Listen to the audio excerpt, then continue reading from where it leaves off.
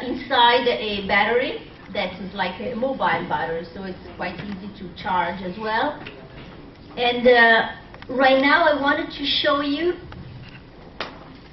how we used, because in one production we used it as a manipulation of the audio, creation of the audio system.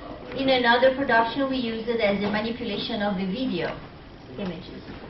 So we can see, there you are. Each dancer has an interactor.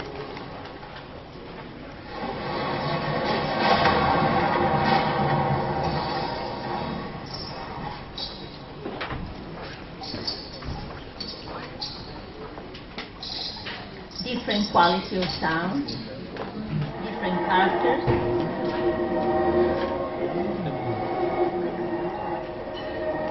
Real life, absolutely real life. Just to be accelerated music.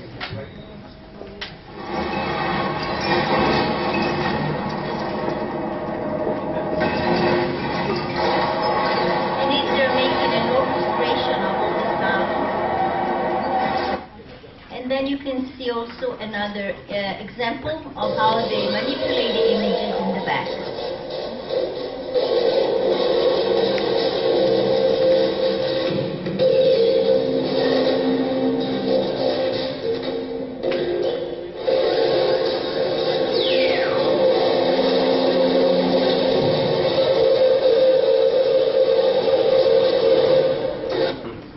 Okay, so this requires quite a longer training to train the dancer to react to the sound. I wanted to make a little demonstration as I'm here. So I will put the microphone, so I won't be able to talk, but you'll see.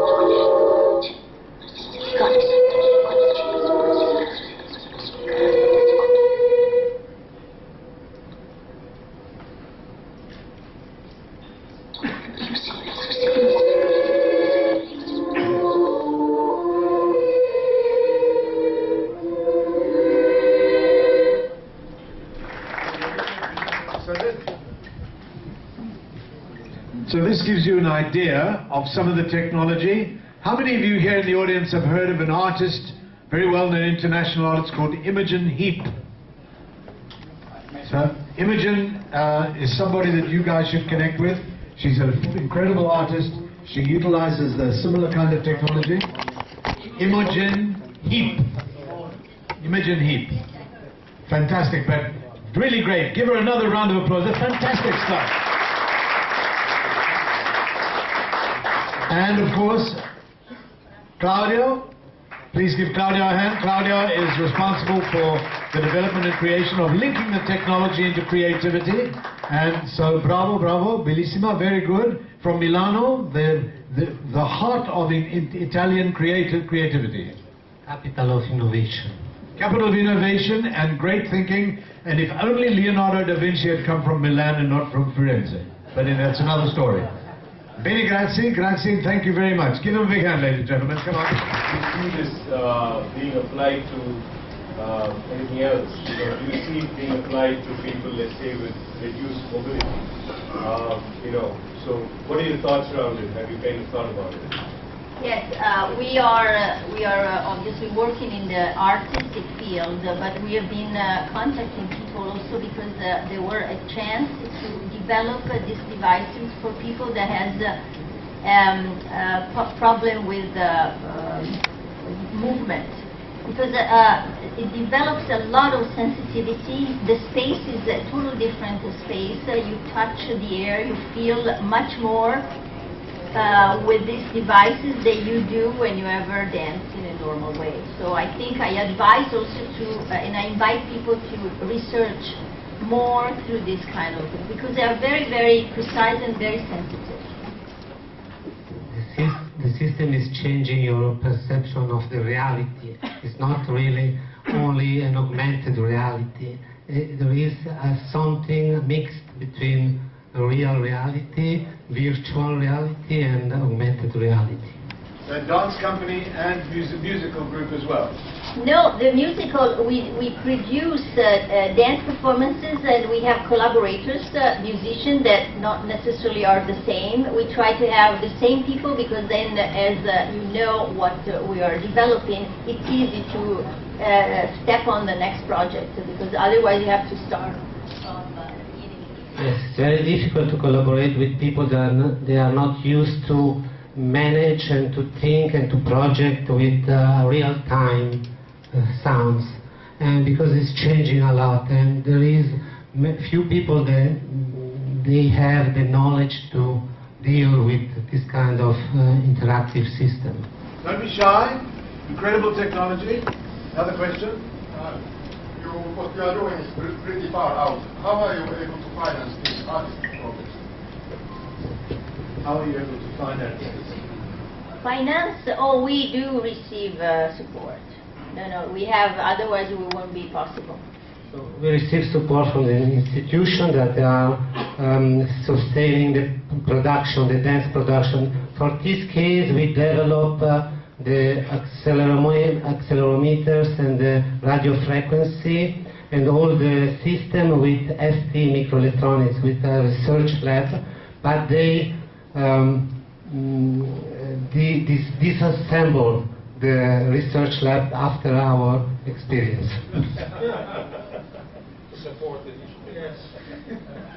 They couldn't find any commercial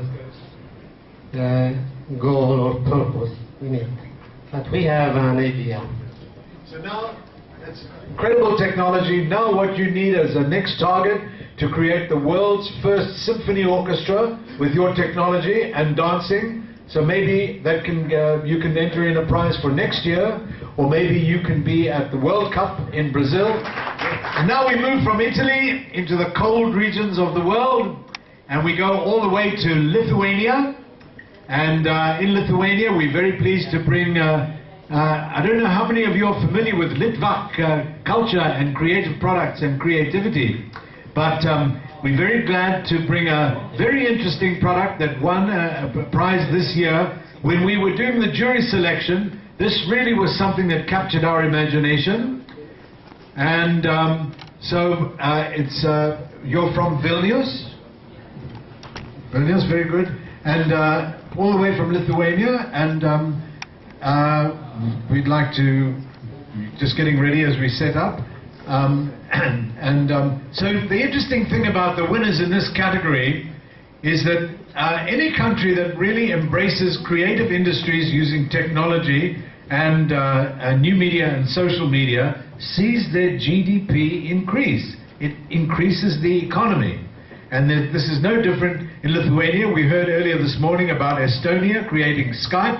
But those countries that adopt a vigorous approach and funding of creative industries that marry into technology, there's only one way, and that is up and successful. I think we're almost ready. Lithuania this week, by the way, is hosting the European Union Summit.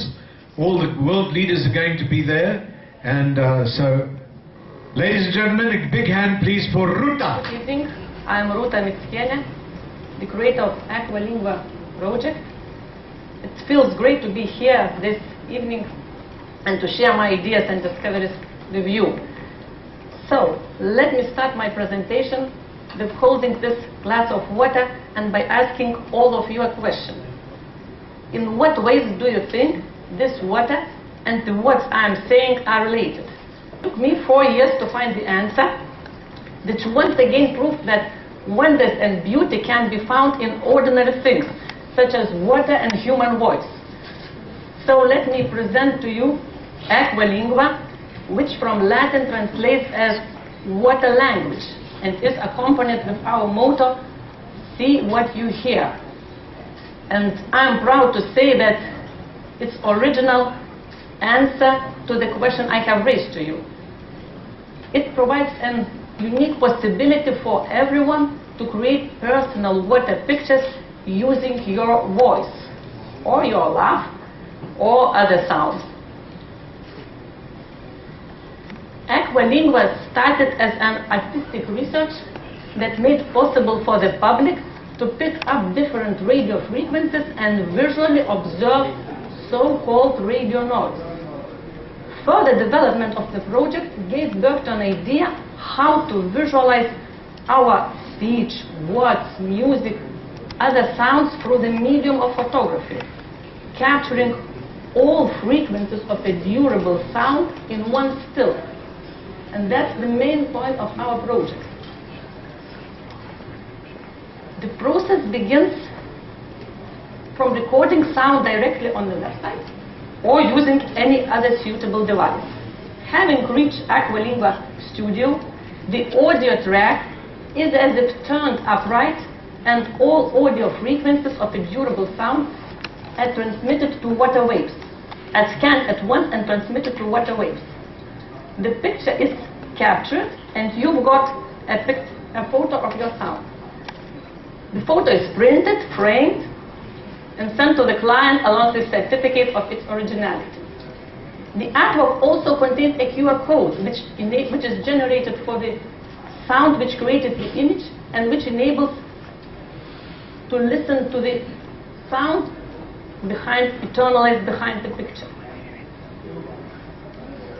Every one of you can create your own picture straight on the website, simply uploading your sound, selecting a shape of a resonant waterware, choosing lighting or background color. However, if you don't want to get involved in a creative process, Aqualingua site offers pictures gifts from the ready-made gallery, where you will find meaningful visualized thoughts for the most occasions.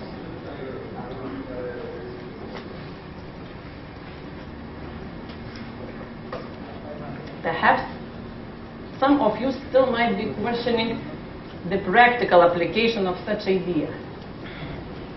I believe that Aqualingua provides a unique possibility to see what is invisible, to make an exceptional, novel, significant a word of honor, a personal present for your beloved ones.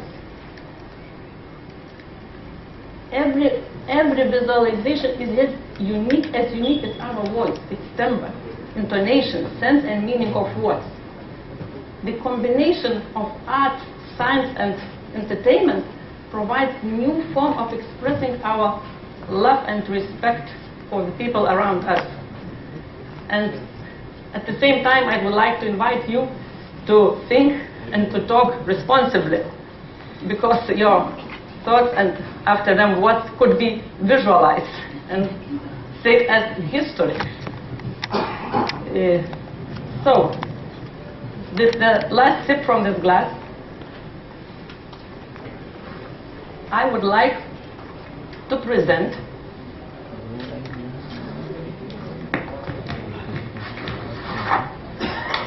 a part of Aqualingua and Lithuania to the World Summit Award.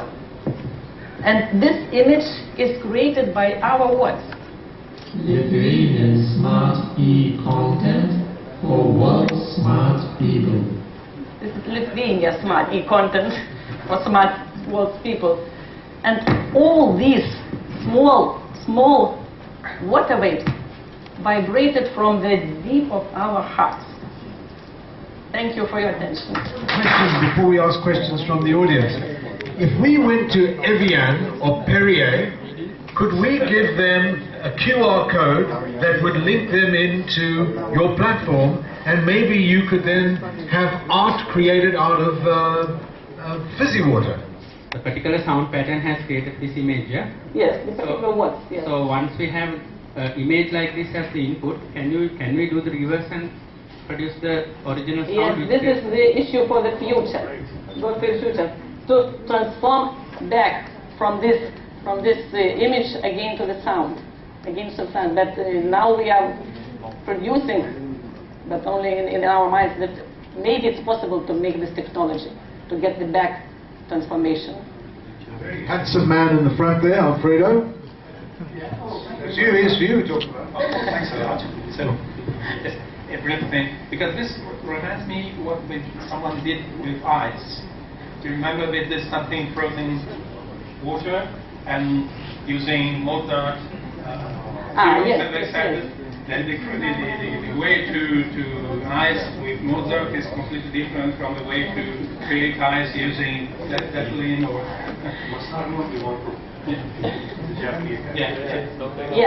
But we are different because we're making not videos, but we are making like photos, and this, of course, what is very interesting and not discovered yet, he has a lot of secrets. So we are different because we are making all frequencies of a sound. We are scanning them at once. That's why we can make durable sound in one photo. And maybe it's possible to frozen the same image.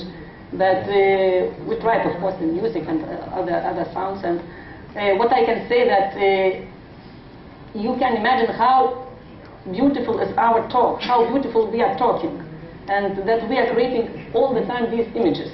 And it's possible to see them and to see different languages, but they all are so beautiful and so interesting. Of course, there is it can be produced in scientific way, maybe to find some relationships in science between different languages or between some. But this is the issue for the future. Yes. Here's a question from Jack from Netherlands. Thank you. What are your plans? Your business plan? Did you talk in the meantime to Hallmark? Perrier is another suggestion. But how are you thinking you are going to expand? We are thinking, of course, we are trying in the field of arts and in the field of science a little bit. We are from the background of artistic field. What are thinking about the future? I'm thinking, of course, a lot of we are very young. We are not full year, half a year, a little bit more. We started and make some researches, and of course to spread worldwide. Maybe to connect some people who are also involved in such visualization. There are some in USA, and I know some in Germany, that they are working different. They are visualizing only one frequency. They're taking one frequency and making photos using one frequency. We're different. But I think you'll need a marketing business guy for you're very on the high side of art, well, you can, almost commercialize it through licenses. Yeah, we hope so. We hope Yes, so. that's why I said, Hallmark, just a name in the company. Yeah, this is like new expression, new form of. Okay. Question over here, then we'll come back to you. Hello. Hello, my name is Marius. Just wondering, and this is maybe a crazy idea, but what do you think? Can you use this technology for identification? And maybe for identification of people? And maybe this is where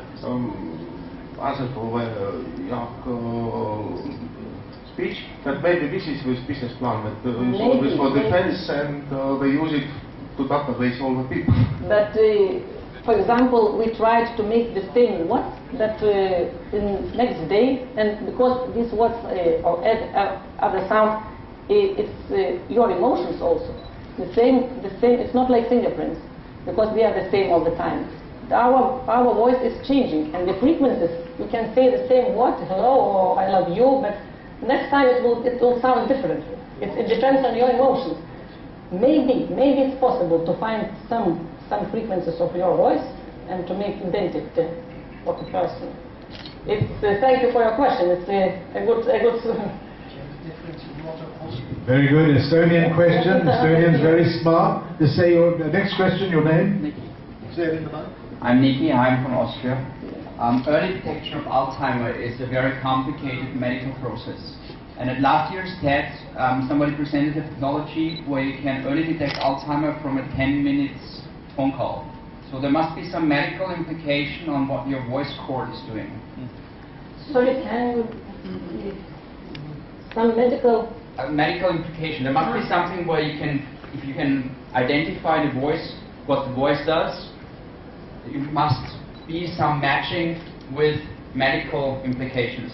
And this looks a bit like a beautiful X-ray of the voice. So would that be, could that be something that you could work on? Yes, thank you. So good idea. Thank you very much. I have a lot of work in future. Interesting idea. Alzheimer's, voice prints, mother-in-law's voice, and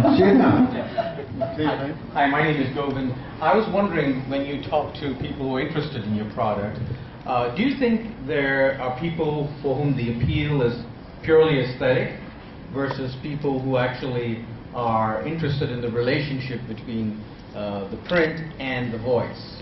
I mean, it looks beautiful. Just if you just showed me this without explaining to me where it was, how it is generated, I'd say great. It looks wonderful. I might buy it. But it will be your voice. It will be all your voice. So is that what gets people? Is the relationship between the? Yes, okay, the relationship. Yeah, it's because it is personal. It's like personal creation. That's what people are telling you. Yes, you are creating. You are like artists. You are participating in creative process, and that involves people. Okay. Thank you, Rob. Originally, I thought I understand what your system does, but you just this gift that you gave to Rob. We'll just pass it around so people can see. Yeah, and then you replay the voice, which I assume wasn't recorded that way. That sounds very like a mechanical, synthesized voice. So when you play, is it the original voice, or you actually? It's our original voices. It's maybe from Lithuania. Recorded. Colombo. It is the original. Yes, it is the original voice. Sounds That created this image. I just want to clarify that.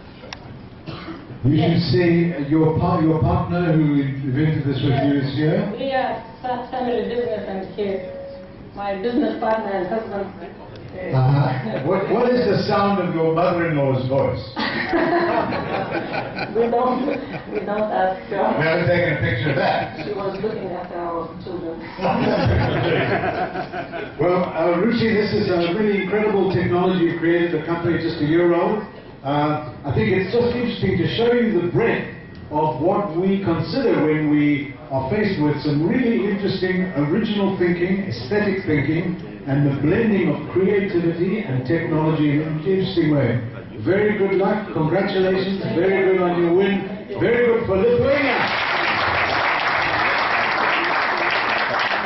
So we'll pass the picture around so you can just see what it looks like. I mean, it's just very interesting. If you have a look at these pictures to begin with, it looks a little bit like a Rorschach test that you read about when you're studying psychology.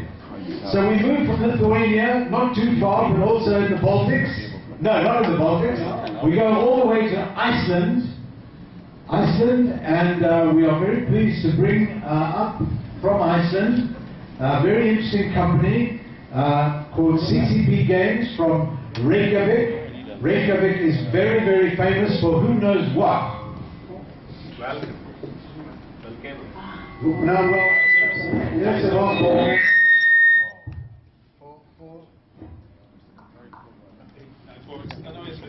for volcanoes, for Björk. You know Björk? Very famous, not in China, but in the rest of the world she's very famous. And of course, Iceland is very famous because they have a deputy mayor who has a tattoo on his arm, and I kid you not, this is true, and that tattoo on his arm says, capitalism, ... we have a problem. Welcome from Reykjavik. It's great to see you here from CCP Games. And your name is? Arvar. Arvar. And lots of interesting stuff coming out of Iceland. Great technology, great games. We're just busy setting up.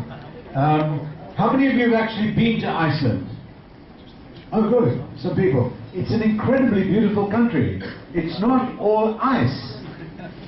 There's actually a lot of warmth there because all of the power is done by hot water, natural hot water that warms the whole country. And Reykjavik, 300,000 people in the entire island, 200,000 in Reykjavik. An incredible place, worth going. Only 4 hours flying time from New York, 2.5 from Scotland. I know, I go there every year. It's fantastic. It's a wonderful place. Very interesting. And a lot of very strong emphasis on creativity and creative work. They have a very interesting festival in the winter time called the Airwaves Festival, where they get 200 bands playing in the space of 4 days in Reykjavik. And also beer is very cheap. So beer, music, fun, creativity. Could be the Garden of Eden. Almost.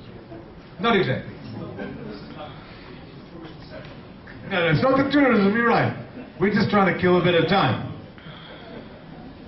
So, when you're ready, So I want to tell you about the universe of EVE Online, our game, and why we created it. People want to interact with others, but some people have a hard time to break the ice. So we provide them with tools for interaction. An immersive science fiction game. People also want to learn about other cultures and make friends all over the world. But they're not always able to travel. So we provide a way to share experiences in a digital universe. People want to explore the galaxy, but it's not possible with today's technology. So we provide something to fulfill that desire until we have that capability for real. My name is Arvar. I'm the Game Design Director for EVE Online at CCP Games, and we are very honored for the opportunity to tell you about our game here today. This is my character portrait in the game. We all create a character and take up a specific developer name, which our players know us by, to immerse ourselves as well. Iceland is the home of CCP Games, where the company was founded, a country in the land of ice and snow, as well as fire and volcanic ash. EVE Online is a player-driven, massive multiplayer game set in a science fiction universe with thousands of solar systems, with over 500,000 people all over the world, 190 countries or more, who interact with each other every day. It is a vast, persistent, virtual universe which has grown steadily every year, and players can influence development through the democratically elected Council of Stellar Management. I want to show you our in-game trailer, which explains the origin of the story of EVE Online. And this actually works better with no lights. If someone could kill the lights and make sure the sound is on. Can we switch the lights off back, please? Earth, the origin of our ancestors.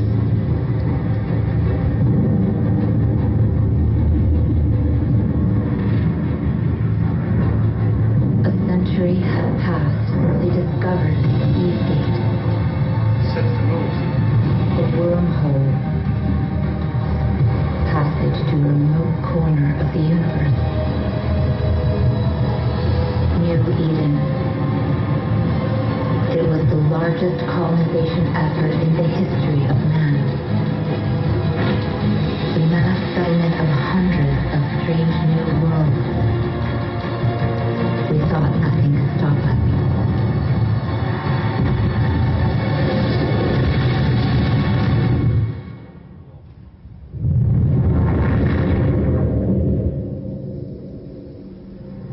After the Eve Gate collapsed, countless colonies perished.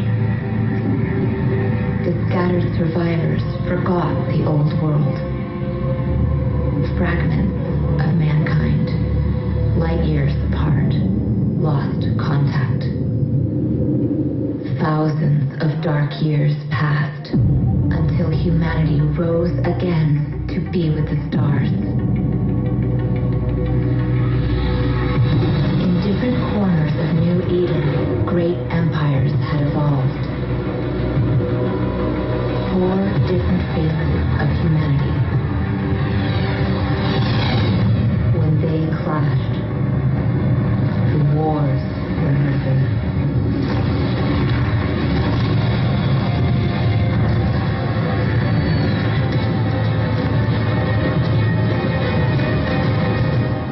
Out of the years of conflict, a new kind of human emerged. One capable of immortal life. To transform into this rare breed, we pay the ultimate price. At the moment of death, our mind is transferred to a fresh clone. We have become immortal. In the sky, we reach farther. On the ground, we strike harder. The empires are losing their grasp on power.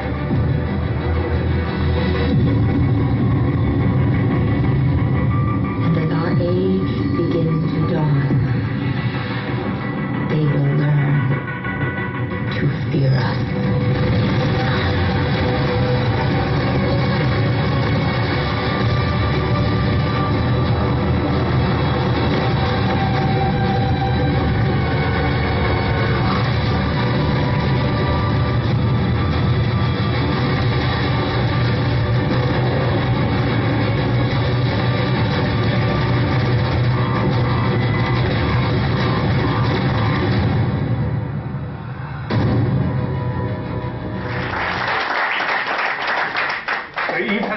For 10 years, and we've released 2 expansions for each year. The most interesting stories in EVE, however, are the stories that the players themselves have created throughout these years. With EVE entering its 2nd decade, we want to expand the universe even further. We want to allow our players to immerse themselves into EVE universe whenever and wherever, through devices and mediums of their choice. EVE is more than just a game. There are countless web broadcasts, published books, games, toys, like this one here, and even an upcoming TV series evolved around EVE Online. We have a saying for our game that EVE is real, and we have a few things to support that statement. One of our core design principles is to make the game feel realistic, so our players can more easily immerse themselves in the virtual reality. EVE is real because behind each and every character in the game are real people. Every character you encounter is a real person that is sharing the experience with you. Eve is real to those that get inspired by players that have accomplished great things in the game. These individuals become celebrities in real life. Our players like to express their passion for the game by doing things like getting a tattoo. And some of them are even inspired to make improvements to their lives. Eve is also very real when players hear about tragedy and hardship of fellow players, and they come together to raise money for charity and support one another. Eve is real to us and to our players. And we will keep striving for excellence and fearlessly keep on exploring the unknown galaxies in a virtual world until we can do it in reality. Our goal is to create meaningful experiences for people, to provide immersive gameplay, to maximize human interaction. Thank you. Orvar, this is really, the graphic interpretation and the graphics that you did is really exceptionally good, and I would have to say in the voting during the jury selection in this particular category, EVE Online really got 900 votes, did very, very well in this. I would like to have some questions, ladies and gentlemen. Fantastic product. Dorothy Gordon. Thanks. Your presentation hasn't brought out so far why you see your product as being different from all the other online games. What's special about it? So what is special about our server that we host our game on is that it is a single shard server. So all the players around the world are always playing in the same game. And it's a sandbox game, so they can decide their own fate in the game. So they govern it, and they control it, and they create the content themselves. We just provide the tools. So many other MMO games or multiplayer games have multiple servers around the world. So if someone is playing a game in Sri Lanka, and I'm playing a game in Iceland, very likely we don't meet. But in this game, it's always the same. Everyone is playing on the same server. So that is kind of the uniqueness. Yeah, I found it interesting that you also spoke about all the behavioral changes in your player community, not just the design of your game. And I'm wondering if you've thought about other applications, for example, real life or simulations of real life problems that you could then use to change people's behavior toward the environment, for example. There could be all kinds of other applications. Yeah, I mean, it's very environmentally friendly for players to consume things in the game because it's just virtual consumption. So that's one thing. But the main thing I think is that there's a lot of things that we see players do in this game that they didn't realize that they could do in the real life. So you can become a CEO of a mega corporation in the game, but you could just be a teenager in the basement of your parents while you become this big figure in the game. So people are maybe realizing their potential much sooner through the game, or they are, getting the experience they need to do it then later on in their real life. They get the comfort as well. I'm not a gamer, so maybe this is a poor question, but how does this cater into the Millennium Development Goals? To the what goals? Millennium Development Goals. The UN to eradicate poverty, improve maternal mortality, access to education. This is much more accessible. This is, of course, it's more about getting people together around the world. So you have, you have something that people can share as an experience in a virtual world, where someone that doesn't have as much money as someone in the developed countries can become wealthy in the game itself. So this kind of has no borders, and it doesn't have any, third world or anything like that. It just creates like a clean slate, and everyone has the equal potential to become something great. Any more questions to ask Orvar? All the way from Dar es Salaam, in deepest Africa. My question is how this game would be relevant, for example, in Africa where internet connection is not so fast, and maybe someone's interested in playing a game. Is there a way to either reduce the graphics or make it slower so that somebody could play this game with a slower connection? Yes. Of course, the trailer that you saw is in the highest possible resolution. You can play this game on a very old laptop. We have support for back to Windows 95. We're kind of proud of that because that holds us a little bit back on making the game better on a global scale for the latest computers. So we have to kind of cater to a broad range of equipment. And once you've downloaded the game, I mean, of course, it takes time to download the game. But if you can acquire the game, the connection speed doesn't have to be that high because the information you're getting is not that much. You're getting all the content from the client that you have on your computer, and then the information about where things are located gets fed through the connection line. So you can even do this on a modem. Any more questions? Gentlemen from Abuja. Nice work you've done. For some of the bad experience that I have got with online game is the issue of security. Okay, where for instance a player who had a bad feeling, gets angry and is a strong hacker, just hack into an account or your server and start damaging things, or stealing somebody else's profile and then doing a lot of damage. So, what is your security methodology? Yeah, so we have a security committee in our company that makes sure that there are no one exploiting anything in the game. Because there's a real market in the game, so there are some real properties involved. So we have to make sure that no one is putting some kind of a bot up and making money with means that we do not support. So we have a specific group of people that look for that, and then we are allowing our players to have these keys that they can put, so that when they put the password in, they click on a button on a key and type in the code. So it's like double security on their password, and that has made sure that people can't hack or acquire their password and get it in through their accounts. So we've done those two things to ensure those. Do you use a Linux server or Windows server? Because what I'm looking at is an online game where you have thousands of people from various countries coming in to sign up, meaning that they have to create an account. So how do you do with your database? Is it extensible? If it gets huge, do you have something like a unique dedicated server to do this, or a shared server? So how do you manage that?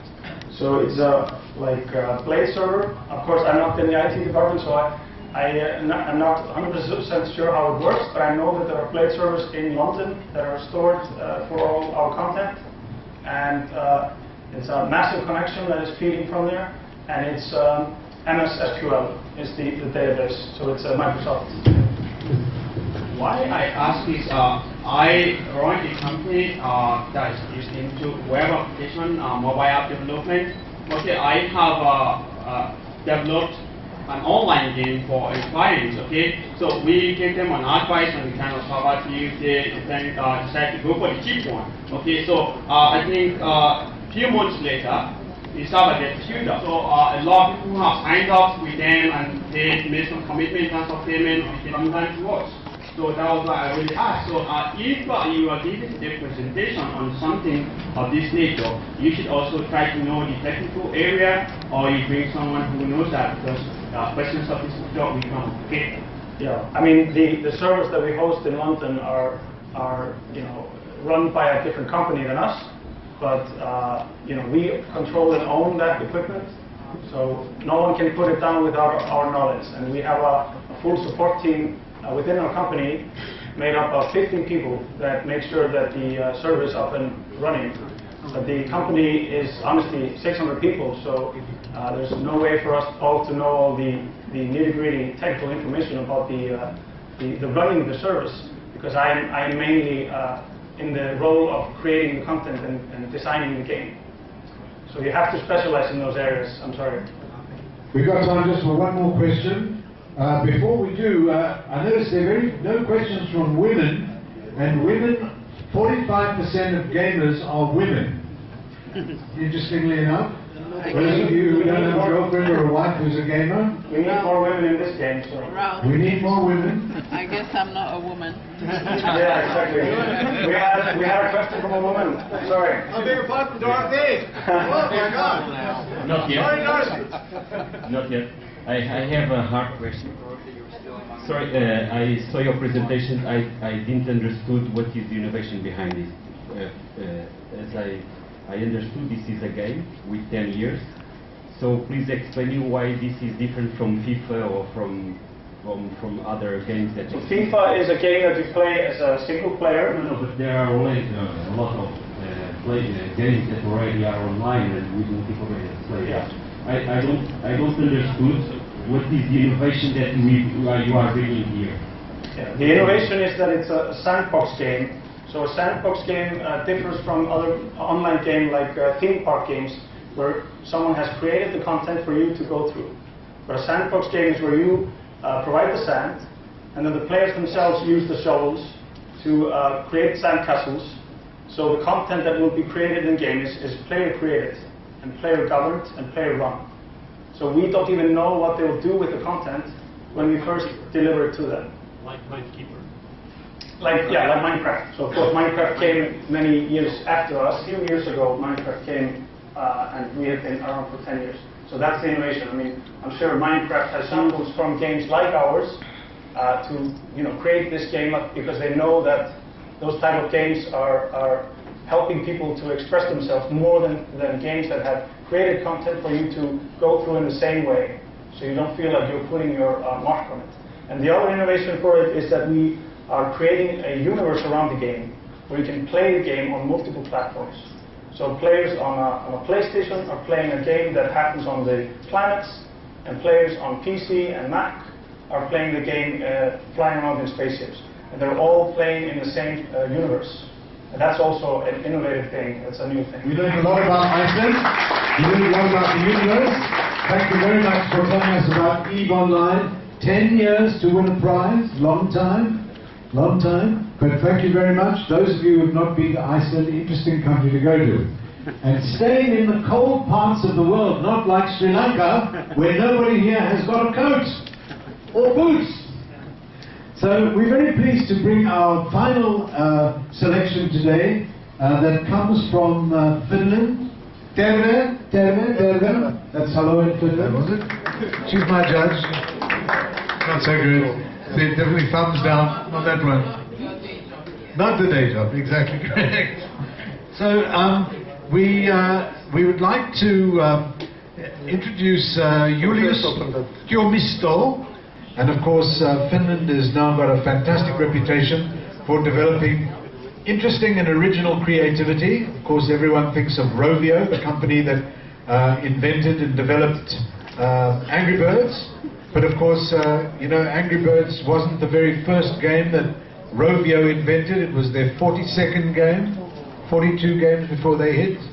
So you've got to keep trying. If you're inventing, if you're creative, whether you are a programmer developing source code or whether you are creative, you've just got to keep on keeping on.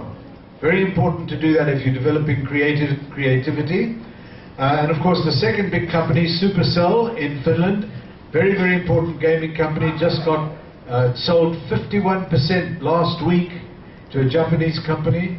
They've only been going for 4 years, and they sold 51% of the company for $1.53 billion. A lot of money.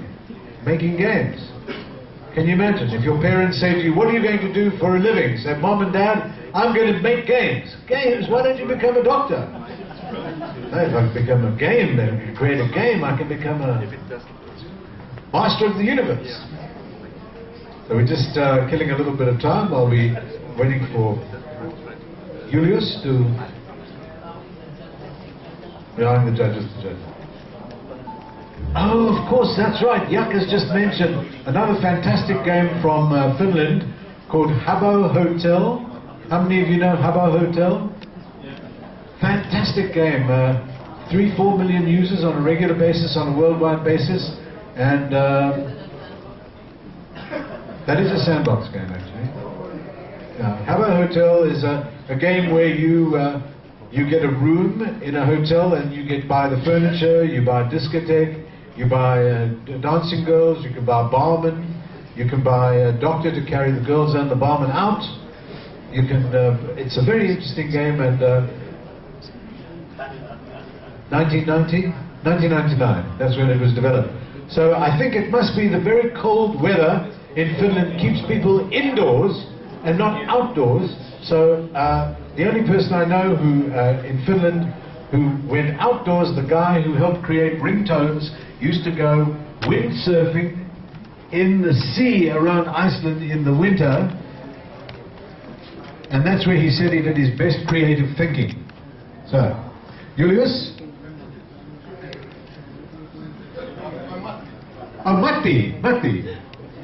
Ladies and gentlemen, Kinetic Games. Okay, good afternoon everybody, ladies and gentlemen. My name is Matti Tuomisto. I'm representing here Delicode, which is a Finnish startup that develops software and interactive content for depth camera devices like the Microsoft Kinect. And first of all, I would like to bring you greetings from our granddaughter Cecilia from Helsinki, Finland. Stories is a series of storybooks that mix traditional storytelling with the latest developments in both motion tracking and speech recognition technology. Through this unique combination, a kinetic story allows any child or playful adult to literally step into the role of their favorite storybook character. In kinetic stories, the child becomes an active part of the storytelling experience. A story in the series inspires the child to do what comes most naturally to them, telling a story through their own movements and voice. While doing so, the child keeps developing both their mental and physical capabilities. A key aspect in the concept, the printed book, represents a continuation of the same story outside the digital realm. After experiencing the interactive version, children will be even more excited about their parents reading to them before bedtime. The interactive version can be updated and hidden content can be uncovered by showing certain pages of the printed book to the sensor device at key times. All storybooks in the series feature a unique storyline, hand-drawn illustrations, and professionally spoken dialogue. The first kinetic story is a timeless Grimm Brothers classic, Little Red Riding Hood. Aimed at 3 to 6-year-olds, the book and accompanying interactive version will be released in 2014.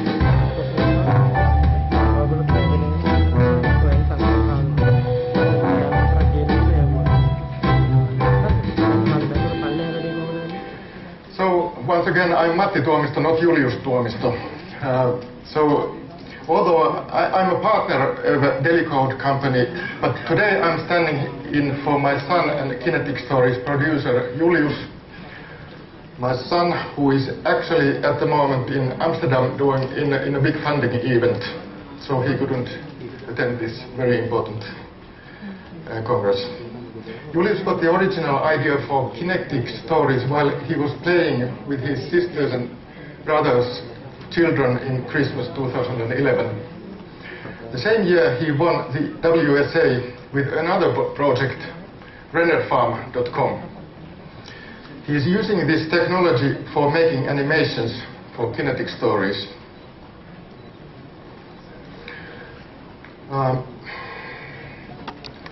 So Kinetic Stories is developed by an effective team led by Julius, our graphic artist and user interface designer Mari, our developer Janne, and sound designer Tommi.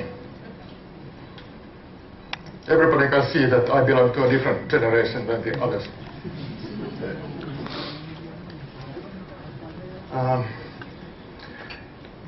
Kids love to tell stories and move around when they are telling them.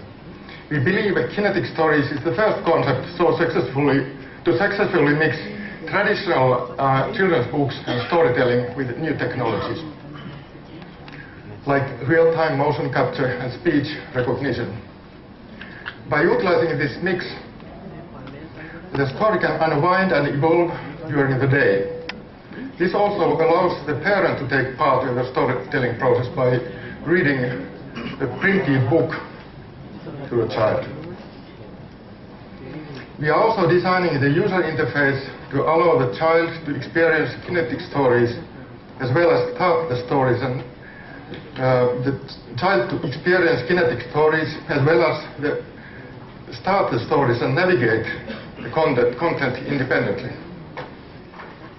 At the same time, it is important to take note that we are not making games, but interactive stories that the child can identify with.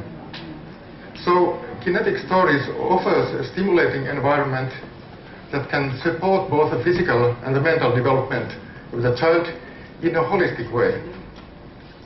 The release of the Microsoft Kinect has made it possible for us to create kinetic stories. However, innovating kids' content has been sparse for this device. We aim to release kinetic stories on the Xbox 360, the Xbox One, and future tablets and smart TVs that have this kind of a camera device. The delivery will be done digitally, with each part of the series being a separate in-app purchase. You can imagine kinetic stories as a kid's digital bookshelf to which you can add new stories as soon as they come available.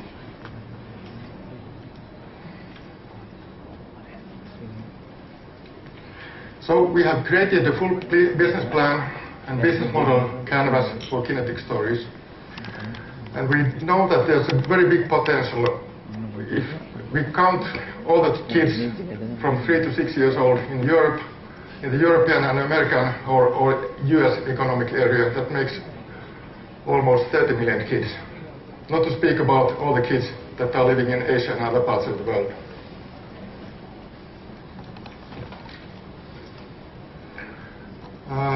We have been developing kinetic stories since start of 2012.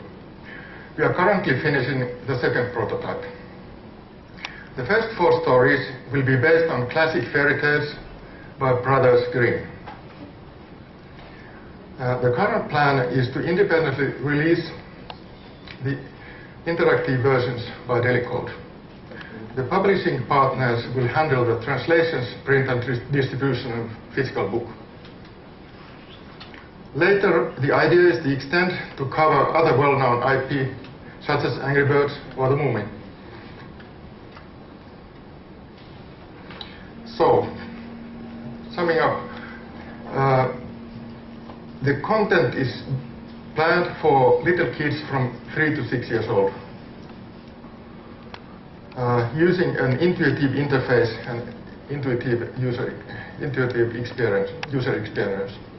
The true transmedia concept is done so that we combine different kinds of media, like the interactive digital version and the old-style book that the parents can read. The business is based on soft values, but with an aim to create specific technological and design-related know-how from the field of natural user interfaces. So there's part of research also going on here. And finally, the aim is to set up kinetic stories as a global seal of quality content and experiences for children.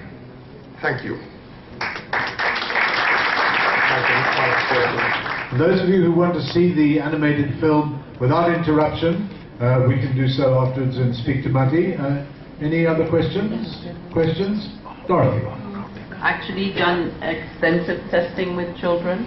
Yes, we have done. For instance, Julius,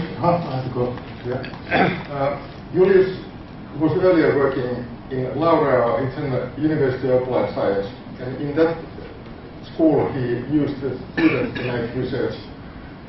And now they have done two pieces. If I'm honest, as well as I understood, this little mouse that you could see there is the person who should be communicating the movements to the child, to teach the movements so that the child will is able to handle and navigate in the system. And they found out that there was some problem with this mouse. So they will do changes. This research is a very important part of the project. What do you... Iceland, it says Iceland. This should be Finland and not Iceland. Big difference between the two. That's it. First, if you had one of these white sheets, please fill in the scoring if you have not done so, and give them on your way out to Manuela or someone from WSA. And just to let you know that the next session, which is due to start in a couple of minutes, in this room will be media and journalism with moderation by Jack Bouwmans, who is one of the great knowledge vectors of the whole space of technology and interactive creativity. And downstairs in the cellar, there will be the winner's presentation of e-government and open data. So, ladies and gentlemen, thank you for being so attentive. Some interesting winners, some great originality, and those of you that are making entertainment or media products, there's a huge, huge potential, but it's great, it's fun, it's interesting, it's exciting, and never boring creating good entertainment, because after all, entertainment is what makes the world go round, right next to money, love, and food. Session day have landed. This is e-media and journalism. We have 5 projects, and I understand that all the teams are present. The first one is What You Do from Austria,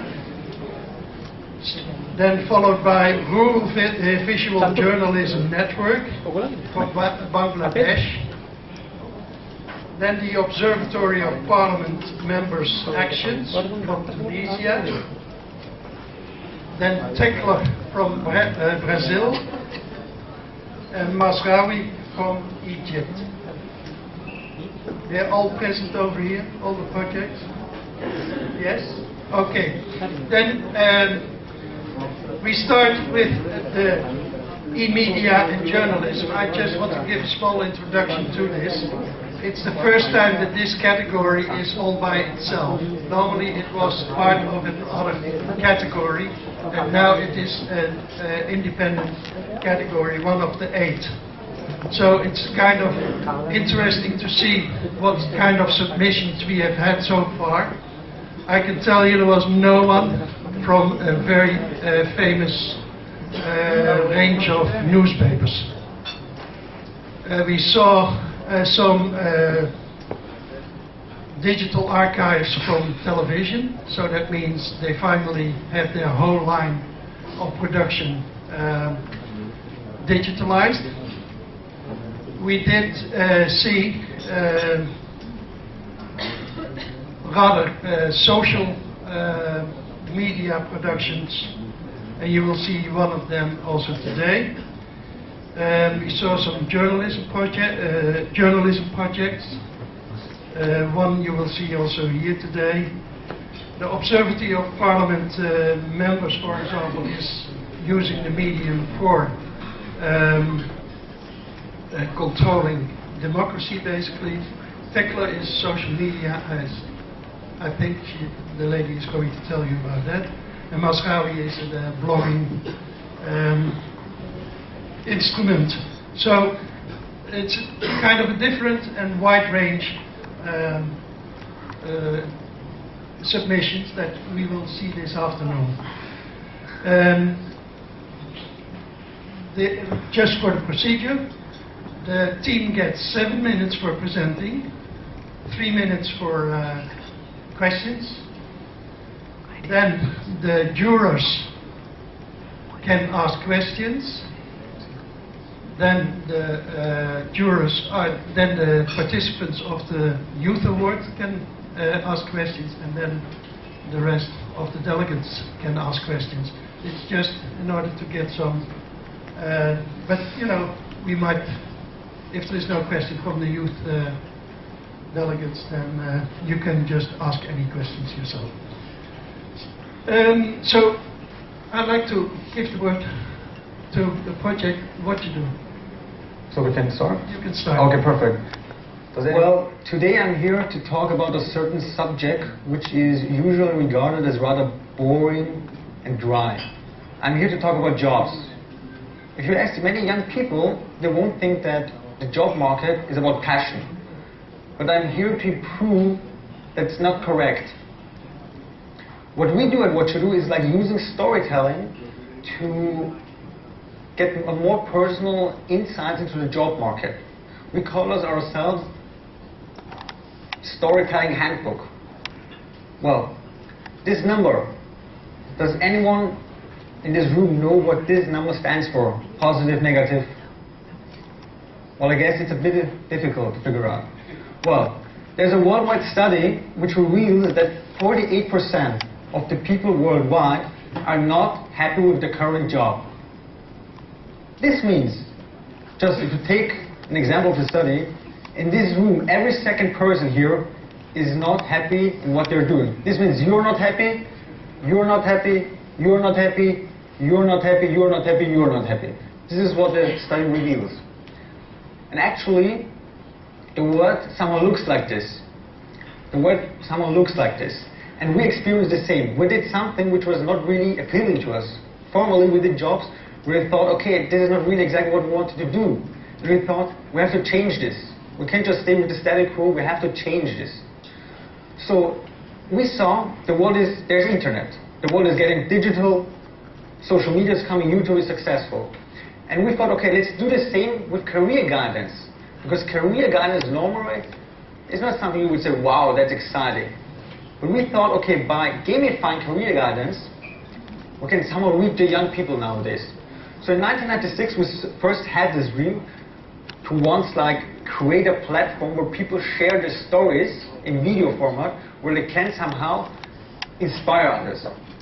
In 2011, we then had a plan. We came together. We said, okay, we're a bunch of friends, let's do it, realize it. 1 year later, we founded our startup. It was in January 2012, which is called What You Do. What You Do, by the way, means like, what do you do? It's American slang. And now, not even 2 years later, we're here at the World Summit Award, showing and proving that we have somehow touched some kind of nerves. And I think, and our whole team thinks this is really awesome. Well, so what are we doing exactly? As I told you, What You Do is combining career guidance with a standardized format of storytelling on video format and a dating concept. We go to people and interview them and ask them always the same set of questions about the jobs, about the background, what's cool about it, what's not so cool. So we try to mix it with private and professional elements. And we use always the same set of questions just to ensure that we are authentic. It doesn't matter if you're like a intern or a CEO, everyone has to answer the same 7 questions. We ask them. And we combine it with a dating concept, which I will show you later. Here as you see, we think by what we are doing, it's a more individual and modern approach in terms of career orientation, career guidance. We're actually communicating jobs, communicating people, communicating employees outside there. But above all, we have 2 main goals. We have 2 main goals. The first one is, we want to encourage young people. We want to show them stories and say, hey, there's not just one opportunity outside. No, there are many opportunities. Take a look at the stories and you will see what you can do with your life. And the second one, we want to make jobs fascinating. We have met a lot of people who do jobs they really like to do, and that's what they're passionate about. It's very important. So, now in practice, how does it look? We interview people, we go to houses, we go to employees, we go to organizations, interview people, and until now we have made more than 1,600 stories in total. We have interviewed taxi drivers, we have interviewed people who are working in customer service, we have interviewed women in ICT, people who use sign language and are still young, consultants, UN diplomats, actresses, presidents, and even Nobel Peace Prize laureates. And we're not here just to show one industry, one job, we want to show everything outside there. And the job market is very diverse. And by our videos, we can prove this. Well, as we thought that just showing stories is not enough to somehow do real efficient, effective career guidance, we are connecting stories with job attributes. And the job attributes are not about job qualifications. It's more about the soft skills. What are my expectations? What are my interests? What are my values? So, what we do is like, the person we interview, they also reveal us their interests, values, and so on. So we have this kind of information. And now imagine a young people visits our website, what you do, sees, okay, we have thousands of stories. But what could really match to my interest? He answers the same questionnaire the interviews do. There are 14 questions just about values and interests, and they start with it. They start and go and continue, just 14 questions, takes 5 minutes, and in the end, they will be automatically matched with people who have a similar mindset, who have similar values, interests, and so on. And by this, we want to connect them to the job market. So we connect people with people, and people with stories, and then they say, wow, there's someone who thinks similar to me. Maybe this job could also be attracting to me. This is the way we bring users to the employees and to the jobs. Well, proof of concept, we have seen in 2 years that it has worked out. It has worked out, the market has responded. Here are just some data and facts. We are presenting more than 1,000 jobs, 300 employers, 25 industries, 100 nations, more than 100 nations, 5 continents. And these are the employers who are working with us.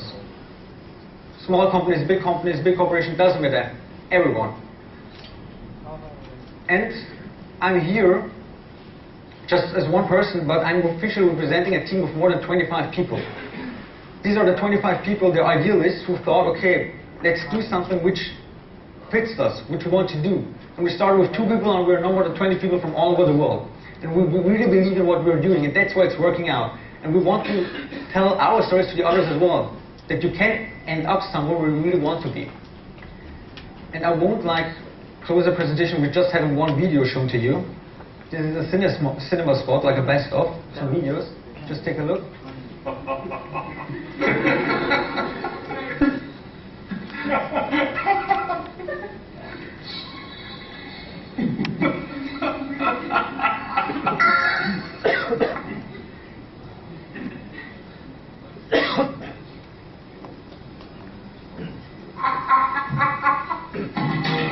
Well, this was a laughing yoga, by the way, just to let you know.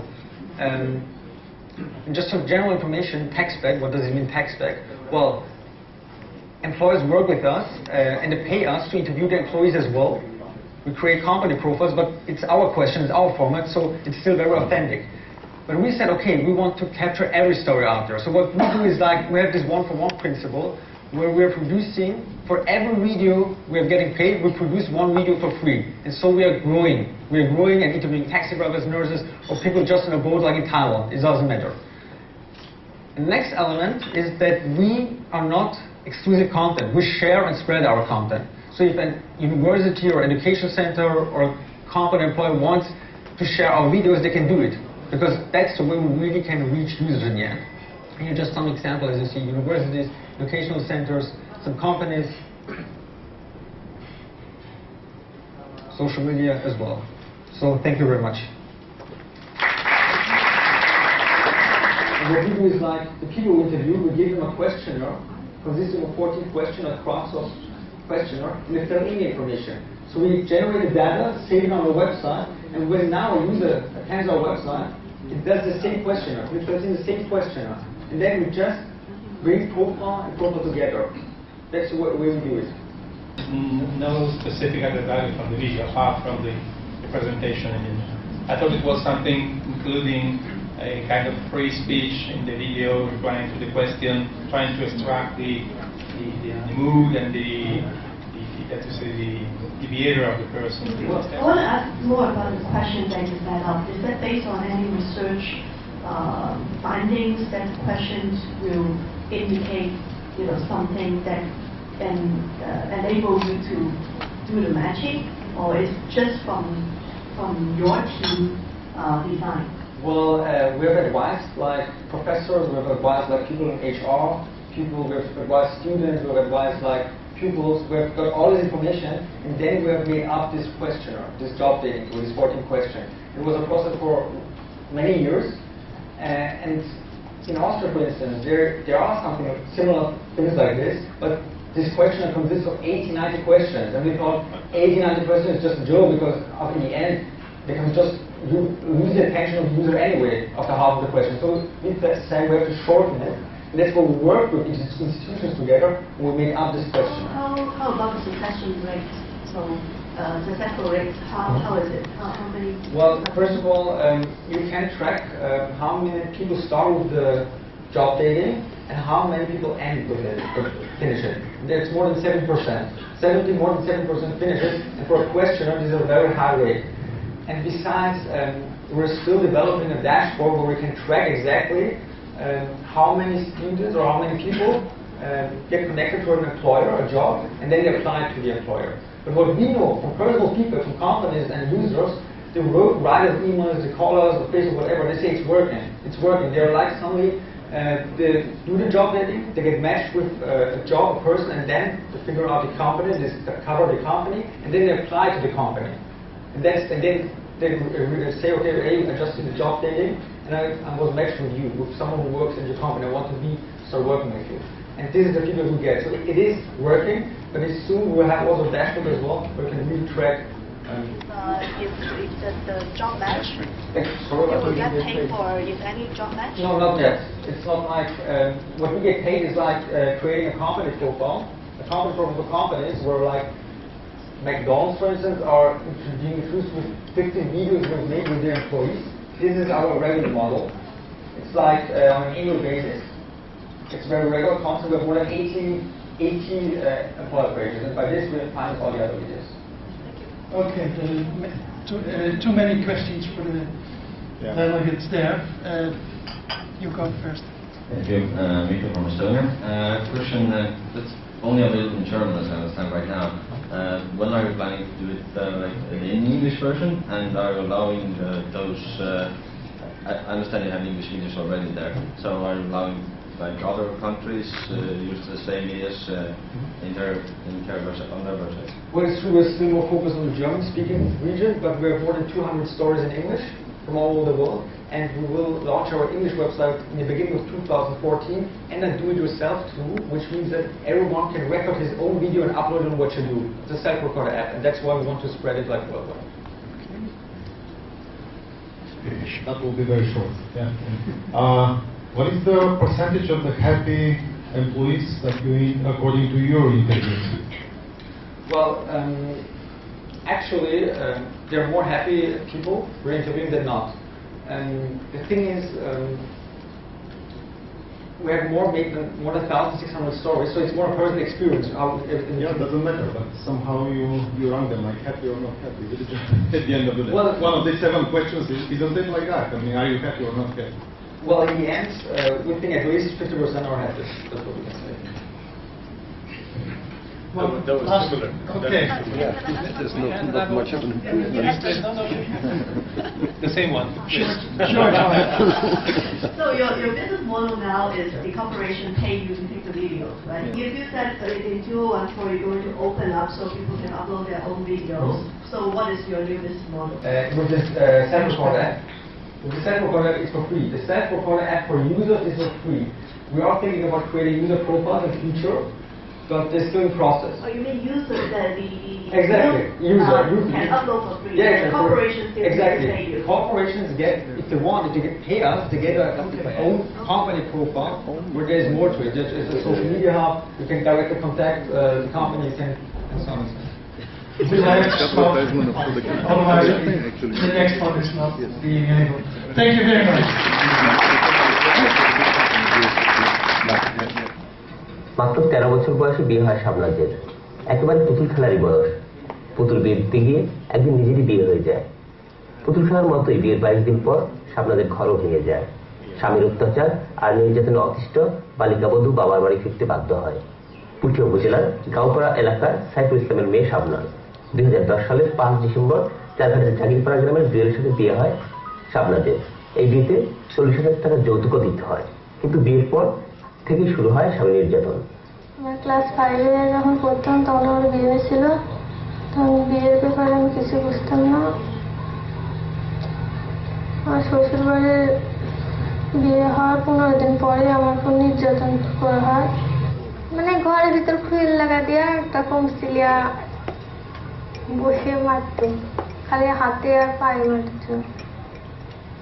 মারার পর খালি কোবলাইতো আমার। তারপর রাতে রাতে নির্যাতন জ্বালা আমাকে মারিছে আমার ভাইয়ের সামনে। সেই জন্য আমার ভাইয়া সহ্য করতে পারেনি, তারপরেও আমাকে আসতে জানি সেদিনকেও। বাবার বাড়ি ফিরে শাবনাজ আবারও ভর্তি হয় স্কুলে। মেলা আসন হবে, ফুলের মেলা, পাখির মেলা, আকাশ জোরে তারার মেলা, রোজ সকালে রঙের মেলা, সাতসাগরে ঢেউয়ের মেলা। মেয়ের বাল্যবিয়ে দিয়ে নিজেদের ভুল বুঝতে পেরেছেন তার বাবা মা। যে কোনো ভুলের কারণে অল্প বয়সে বিয়ে দিচ্ছেন, তার হয়েছে ভাব ভাইকে মিলেনি, ছায়া দিচ্ছি, এখন স্কুলে ভর্তি করে দিচ্ছি। এখন যতদূর পারি লেখাপড়া শেখাবো, লেখাপড়া শেষে তার বিয়ে দিব। এরপরে ওই মেয়েকে 14 বছর পরে বয়সে বিয়ে দেওয়ার পরে আমরাও হয়তো নিজে পরে কোনো চিন্তা করেছি এবং খুব করলাম আমরাও যে এত ছোট বয়সে অবশ্য মেয়ে বিয়ে দেওয়া ঠিক নয়। এবং আমার মামা টামারা বললো যে বাবা এভাবে দেওয়াও ঠিক হয়নি। শাবনাজকে বিরাট থেকে আইন সহায়তা করা হয়েছে। তার প্রকৃত বয়স 13, কিন্তু বিয়ের রেজিস্ট্রিতে 18 দেখানো হয়েছে এবং তার আর জন্ম নিবন্ধনেও 18 বয়স। আসল কাজে যারা বিয়ে রেজিস্ট্রি হয়নি, কাজী সহযোগিতা দ্বারা বিয়ে রেজিস্ট্রি করা হয়েছে। বাবা মায়ের ভুলে আর কোনো শিশুর যেন বাল্য বিয়ে না হয় সেজন্য সবাইকে সচেতন করতে সরকারের কাছে অনুরোধ করেছেন Shabnaz.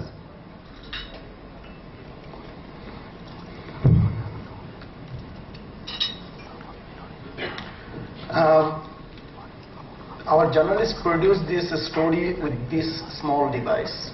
We produce these things because it is cheap and it is easy to use, because they can shoot here, they can edit there with iMovie, and they can send us the story by courier, and we sometimes we edit something like sound and other things, and we upload our own website. So Rural Visual Journalism Network is to creating the network between the rural journalists who are stay in their own district, and to produce or to publish the rural story to the world. It means not only in the Bangladesh, because it is in the website, so anyone can see this story. And we choose the topic which is very relevant to Bangladeshi context, is environmental issue. Though we are not creating too much carbon, but we are facing the main challenge from an environmental problem because we are near the coast. And then governance. It is very big challenge right now, because sometimes the governments create wrong information or right information. So if we can address this issue, then government also aware about these things. And then gender issue, it is very important right now in Bangladesh. And the human rights. Human rights issue is a very vulnerable because of the law and other stuff. And cultures and religious festival, which is very relevant to our society. Is a culture we are dominating by our religion. 90% are Muslim, and the religious festival and cultural festival are very important for our life. And livelihood, yes, we are improving day by day. And recently we add political violence, because right now, if you know about the Bangladeshi political situation, it is uncertain, totally uncertain, and we don't know what is going on after this government. So the achievement and success of our project is we already trained 43 journalists, and out of this 43, 13 are female, and we already covered 64 districts through these journalists. And the journalists are produced till now 510 story. Out of that, we recreate or accept 240 story, and you can see from our website. And recently, Deutsche Welle subscribe our story, and they are publishing each one story in each week. So they already published 13 story.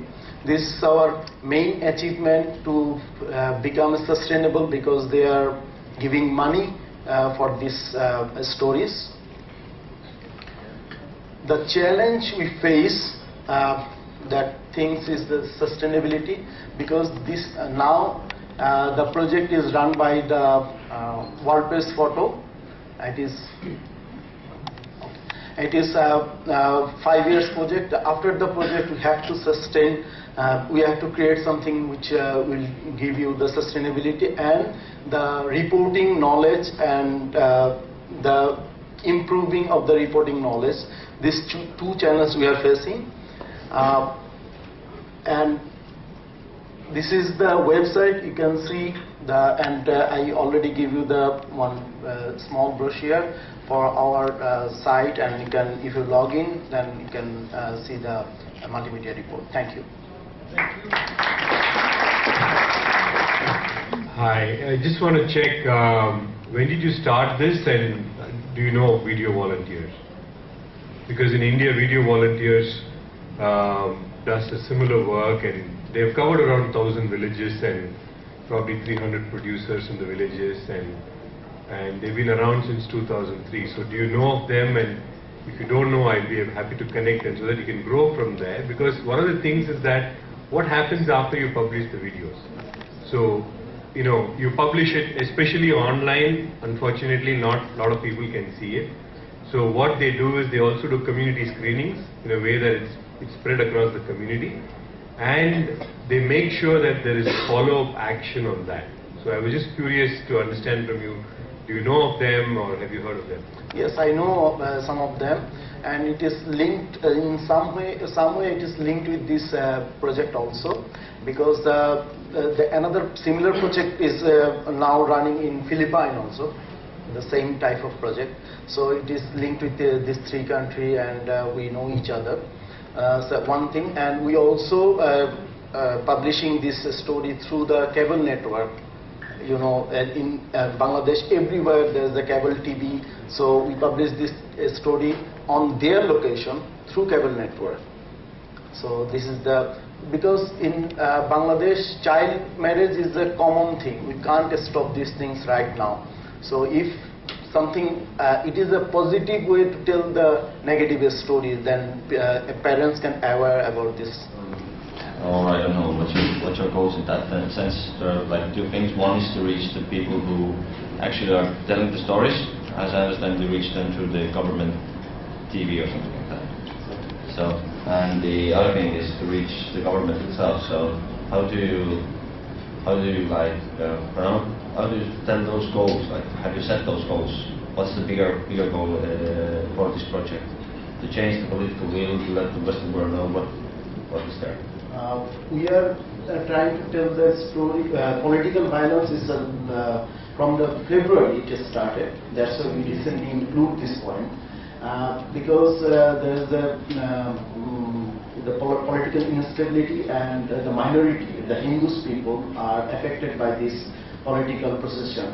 They kill each other, and one kind of riot is there. So we are telling the personal story. Some the religious persons, Muslim religious, the one group, they burn the whole house of one Hindu family.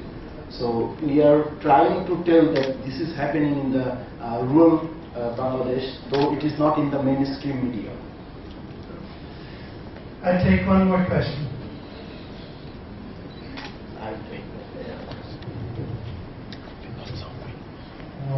The story that you presented, people were speaking with their own faces, but sometimes it's very dangerous to tell a story as a person.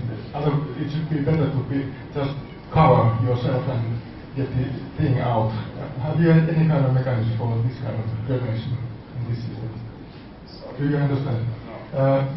Sometimes it's dangerous for the people to come out with their own faces, so and still you should get the matters out in the media.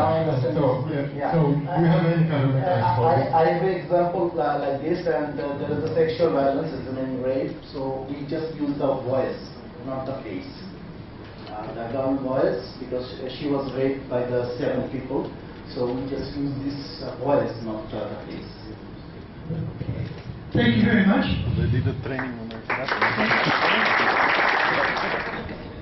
So hello everyone, thank you for attending this session. So my name is Gada Luigi, and this is my colleague Emna Shaban. We are here to represent Al-Bawsala and its project Marsad.tn. So we come from Tunisia, a small country in the big Africa. So 3 years ago, the people decided to overthrow the corrupt government, and the demonstrations, a lot of demonstrations were there, and pushed this bad man to run away and flee the country. So after, yes, of course. So a year later, everyone was happy. So because the same people had, for the first time, the free and transparent elections. So happy, we elected the new National Constituent Assembly, mainly to write the constitution, but also to rule the government rule the country during this transitional period. So a few months later, we started to ask questions like, who are they? What are they doing? What is going on inside this huge and beautiful building? So that's when came the idea of creating Al-Bawsala and its project Marsad.tn, the Observatory of the Constituent Assembly. So what is Marsad? Marsad is the first project of Al-Bawsala. So the first question that we wanted to answer is, who are these people? So we created profiles for all the deputies, and we tried to collect first the biographies of 217 deputies, something that took us 1 year and a half, and their political parties, commission, votes, ranking, transparency, and questions from citizens, a platform that we provide for citizens to interact with their deputies. Now, something special about Marsad is this. We try to track the voting of every deputy, something that should be done normally by the assembly itself, but till it's done, we're doing it at this place. So if you go to the hemicycle, you can find a better and a clearer image with all the pictures according to their places in the government, in the assembly. So with this information, we did kind of a ranking of the deputies according to their participation in votes, something that stimulated their presence actually in the session, and also their sense of competitiveness. Nice thing. Another important thing was following the process of drafting the Constitution. We collected the 4 drafts of the versions of the Constitution. So, and we have them here classified article by article, and to allow people actually to comment, share, and through social media, Twitter and Facebook, all the articles of the Constitution. We also provide a calendar, the day of the daily activities of the Assembly, so the scheduled time and the effective starting time, because always, or usually, let's say, they start with a small delay. So, and also the number of presents and who presided and what was the subject of the sessions. We do this for the plenary sessions and for commissions also. So for this, apart from the website, everything is on the website, but also is published and shared through social media. We try to mobilize people through these tools. So we cover the sessions via live tweeting, live Facebook, and also we provide chronicles, like summaries. If someone missed any session or anything, so we can find them in our website. So to have all this, sometimes we spend day and night in the assembly, and sometimes we witness some awkward situations, like this one, for example, where deputies were fighting over a notebook, actually, in a commissional session. So, how many? Okay, I think we have quickly short presentation of the Al-Bawsala by its team. البوصلة هي وهي منظمة حقوقية تونسية تدعو إلى وضع المواطن في صلب العمل السياسي، تحب ترسخ قيمة المساءلة في الواقع.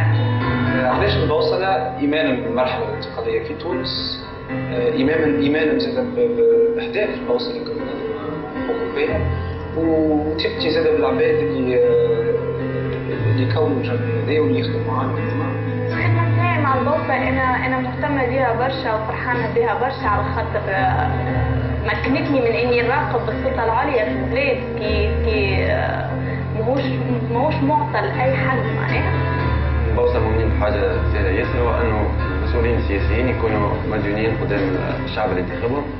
هذاك علاش نعملوا كل في مجهودنا باش المواطنين يكون عندهم المعلومات اللازمة على اللي صاير في المجلس. كان بروجي اللي قايم على ليفور تاع لي جون، هذاك شنو حاجتنا معناتها في الوقت الحالي. أنا في جمعية البوصلة على خاطر نشارك معاهم مبادئ الشفافية والديمقراطية الشركية في البرلمان والمؤسسات التونسية.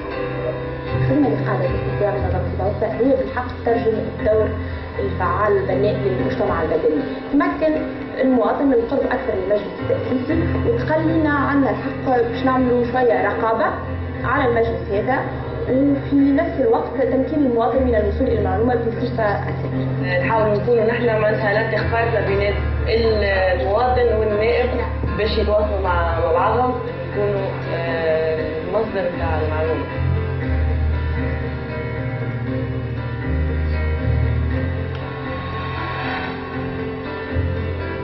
نحييكم على العمل اللي تعملوا فيه، لكن نطلب منكم لاني تجربه اولى معناها في الشفافيه والكل، يمكن مرات انتم ما تنسبقوا وتاخذوا معناها المعلومات من الاطراف الكل. يعني انه الواحد يتابع حتى لو مش موجود كل النشاط اللي قاعد يصير في المجلس. كيما عندنا الغيابات ونقولوا شكون اللي غاب، ماذا بيك ناخذ اون كونت بارتي اللي قاعدين يحضروا وشكون قاعد يحضر ونواظب على الحضور. ومثلا اعتبار لا أحد فوق النقد ولا أحد فوق المساءلة، هذا شرط أساسي وهذه عقلية أساسية لبناء الديمقراطية. إن شاء الله نكملوا في المنوال هذايا على برشا خدمة، لكن احنا ولادي جامدين. ليه هذه بلادنا نحن ان الميسيون تاعنا حقيقة هي ان يعني نسائل النواب ان نردوا النواب يفهموا انهم هما غادي لخدمة الشعب ولخدمته وحده. Okay.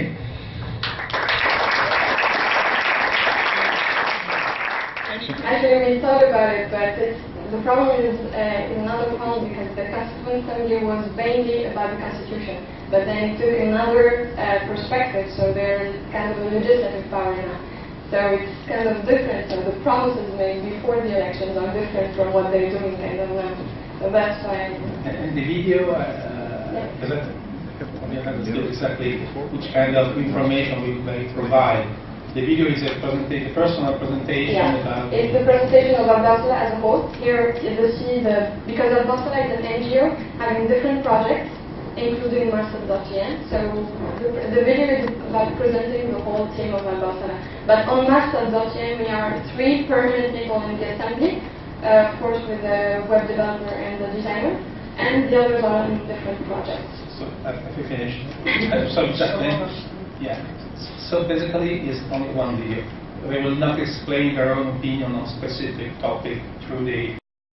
So we have, I don't know if I understood your question. So I mean, we have videos on different issues. According to we do that on our YouTube channel. You can find it there. Any other questions? Hi, I'm doing a report on this. I'm asking how many people you have working for this project. There's quite a lot of information that you have to go through. Yeah. As I said before, on Ambassador itself we have about 9 and 10 permanent members, permanent people. But on Marsad.in we have 3 going daily in the Constitution, and including 2 also the web developer and the designer for the whole project, for the whole NGO. About 3 kind of people on the project. Yeah. How do you ensure the sustainability of the project? Because now you are into sustainability after a couple of years, and next parliament and next parliament. Yes. How do you ensure that? Who's going to fund it? Yeah, we have actually we was granted recently. We was granted by the World Bank on a three years basis. So at least we have 3 years of work. Have you been able to measure somehow the effect of this site? Has it changed the politics in Tunisia? Yes, I mean actually the effect is on citizens themselves. We can see it sometimes even on a daily basis when we go, for example, in taxi drivers. I mean when we told them like we work for a Balsa because they drive us to the assembly. Okay, do you work there? No, we watch them. Oh yeah, you're a Balsa. So yeah, sometimes, for example, Emna. The taxi driver didn't want to get paid for it. Yeah, and it also had an impact on the deputies themselves because, especially for the voting details, when it's an important vote, we have deputies calling us. Okay, when are you publishing the vote? Because we need to know who voted for it against this law, for example. Just one more here. I wanted to ask, just following up on what you just said about taxi drivers actually knowing who you were, who your audience is, so who visits the website, who are you targeting through your social media, and is it an awareness campaign for the youth or does it target somebody else? Maybe this gives you ideas on monetizing the service, for example. Yes, I mean our main target is citizens, Tunisian citizens. That's why we focus on information in Arabic to make it easier for many people, for everyone. And we have also in French, because most of those who are NGOs, for example, or foreigners in Tunisia, they kind of know French somehow. So that's why we do that. So the information is for everyone, but mainly for local Tunisians, for citizens. Okay. Thank you very much. Thank you. Okay. Good afternoon, ladies and gentlemen. I'm Ana Araújo. I'm co-founder and head of product of Teclar. That is the first Brazilian internet company that was born worldwide. Yes, we launched only 5 months ago in 164 countries and 13 languages. So, Teclar is a crowdsourced content publishing platform that connects content producers, readers, and advertisers in a content marketplace based on a revenue share model where 70% of all advertising revenue goes for the content producers. This model allows us to create and develop a sustainable and profitable product in this ecosystem. Well, everybody's been talking a lot about it here. People have consuming content as they never did before. And one of the problems of this is that today it's very hard to find and organize qualified content. And it's also a challenge this scenario for companies because doesn't matter if you're a company in an energy industry or in a health industry or news and media, to take your consumers' attention, you have to provide them content throughout your channels. And luckily, everybody has something to say. And because of new technologies and social networks, people are getting more and more stimulated to create their own content. But in fact, only 1 out of 3 blogs created nowadays are kept active after the first year.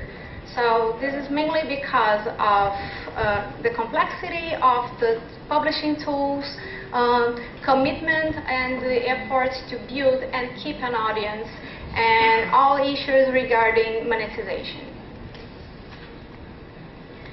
And to finish this content, this contest, the advertising industry also has a role in this scenario, because they are called to reposition display advertising with relevant content, with different and creative business models, different business models. This is such an opportunity for this market, but it also brings a discussion that is the way companies and online portals are using user-generated content to monetize their business without recognizing the user producers.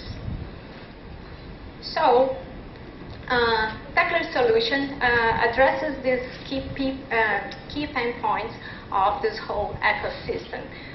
For the writers and content producers, we offer a platform that is easy to publish, to share, and to monetize their content.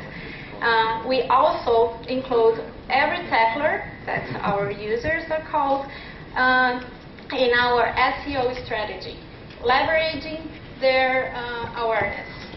For advertisers, we offer targeted ads and insights about their consumers. For companies, in a couple of months, we'll be launching a content marketplace where companies will be able to find a pool of content creators in a very competitive prices and agility on this demand. For readers, we offer non-fragmented content about any subject they want. And there is one more point that we address that I'm very proud to say that in 2 weeks we are going to give every tackler the opportunity to donate their earnings to established NGOs starting by WWF, UNICEF, and MSF, Doctors Without Borders. So let me illustrate it with a short animation. This is John. This is a content from Tackler shared by a friend on the social networks. He accessed the content and really liked it. He didn't know his friend was such a funny writer. He searched for a subject of his interest and finds a lot of good stuff. He's impacted by call to action to register and finds out he can make some money on Tackler.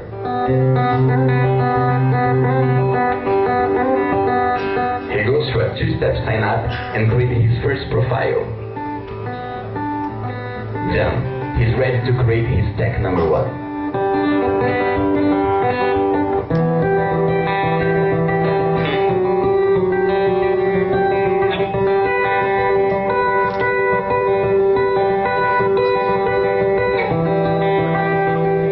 A lot of page views later, he transfers his money for his PayPal account.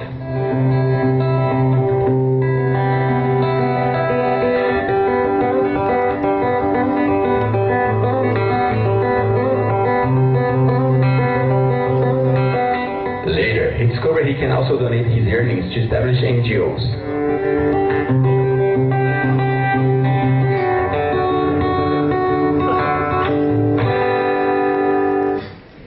Well, of course, we are only 5 months old and there are a lot of challenges. I'd like to introduce this case. That is Fabiano Baldasso. He's a local sports reporter of the South region of Brazil. He contacted us to tell how promising in terms of audience generation he thought Tackler could be to people like him that are individual content producers. But in terms of monetization, it still was wasn't accomplishing his goal, let's say. And what we are doing regarding this issue, we are developing new global partnerships in terms of advertising, and we are building our own advertising platform in order to leverage users' monetization. Some numbers talk by themselves. We are probably in this end of October finishing the month with something like 25 billion page views and distributed in 5 million unique visitors. Well, here we are. We are a group of people that came from the market, from big corporations, but also have a background of entrepreneurship and startup mentoring, but who really make difference in this project is this young team. They're all our partners also, and I'd like to honor them here. And just to finish, I'd like to mention a thought I like a lot, that is, be the change you want to see in the world. So we really expect to contribute positively with this content revolution that is empowering people to change their own worlds by sharing their knowledge, making parts, and making difference. Thank you very much. Thank you. Any questions? Sorry about the bizarre names that my partner thought about, and one day I was just crazy about that, and I just said, we have to do something easy, just like Twitter. Twitter is the tweet of the bird. There must be something like the tag of the keyboard, and we became stackers. And last is not a question, it's a kind of admiration about the design. I think Janine is here. She will see the responsive design pure. Okay, thank you. Tekla in Dutch means a dog. It's a particular type of dog. Thank you. Anyone here? Well, actually, I'm afraid we developed the solution faster than Apple could approve our submission, and we are still waiting for the approval to use mobile. Yeah. Okay, but I mean, you do have a I have mobile version. Yeah, I have. Do you know how many people come via the mobile version? About 30 to 40%. That's why mobile is so 30 important. on mobile. Mobile, yeah. Mobile, I mean tablets and mobile phones. Okay. Because when you look at the design seems to be made for the mobile, and I think it's less effective on the desktop. Yes. Okay. Yes, and also actually we work in a lean process of product development, and this interface is probably going to change next week. Encourage your clients to create their own NGOs, right? No, their own content. Their own content to support NGOs. To support. It's because I didn't pick up that. Yeah. I'll explain. Yes, it's because we understood in this month that a lot of people were interested in making part of this network, but money wasn't an issue for them, and they wasn't promoting their audience, and they would make like $5, $10, and it wouldn't make difference in their lives. So we really wanted to don't spend any energy, and as this money doesn't make difference for them, it will make difference for other people. That's why we created this feature that is the donation for these NGOs that we already had a kind of standard or measurement on the quality of the content, or anyone can post anything they want. They can just create an account and do it, or you ask certain quality. I will answer this in two parts.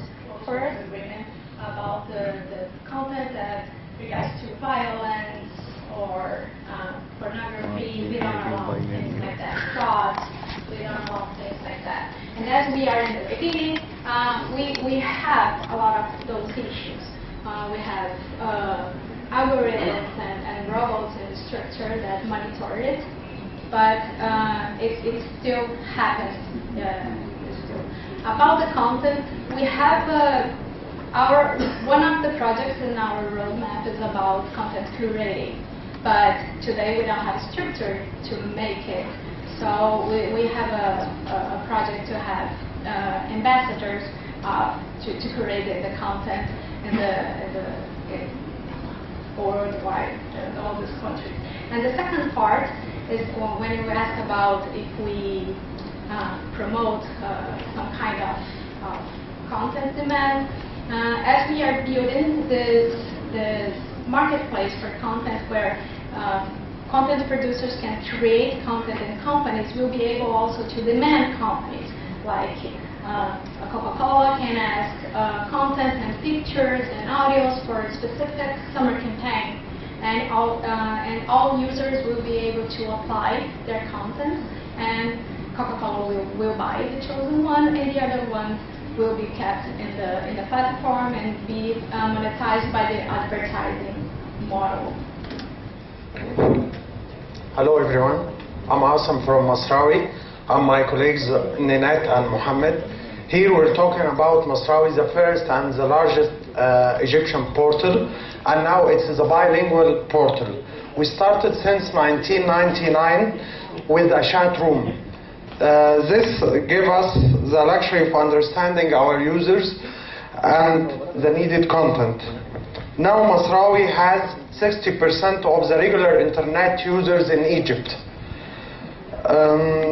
Masrawi, as the only general website in Egypt, we are running our portal with the most interactive and advanced technologies, which enhanced our relation with users and interactivity, and the ability of segmenting and targeting our users.